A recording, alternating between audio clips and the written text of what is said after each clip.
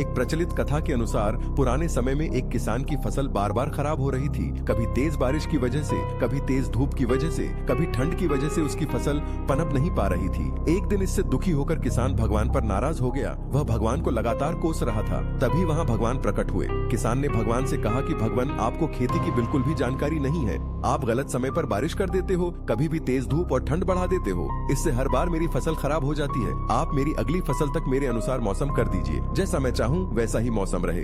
ये बातें सुनकर भगवान ने कहा कि ठीक, अब से ऐसा ही होगा। ये बोलकर वे अंतर्ध्यान हो गए। अगले दिन से किसान ने फिर से गेहूं की खेती शुरू कर दी। अब जब वह बारिश चाहता था तब बारिश होती, फसल के लिए जब उसे धूप की जरूरत होती तब धूप निकलती। इस तरह उसकी इच्छा के अनुसार मौसम चल रहा था। धीरे धीरे उसकी फसल तैयार हो गई। हरे भरे खेत को देखकर किसान बहुत खुश था। जब फसल कटाई का समय आया तो उसने देखा कि फसल की बालियों में गेहूं थे ही नहीं, सब की सब खोखली बालियां थीं। ये देखकर उसने फिर से भगवान को याद किया। भगवान प्रकट हुए तो इसकी वजह पूछी।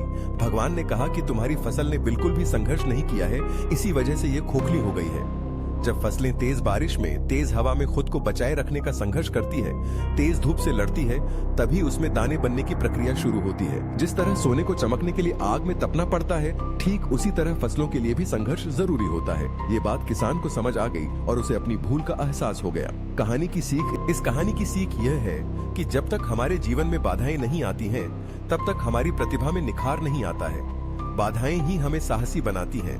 परेशानियों की वजह से ही हमारा सही विकास होता है। अगर आपको कहानी अच्छी लगी हो तो please follow motive talk with KB.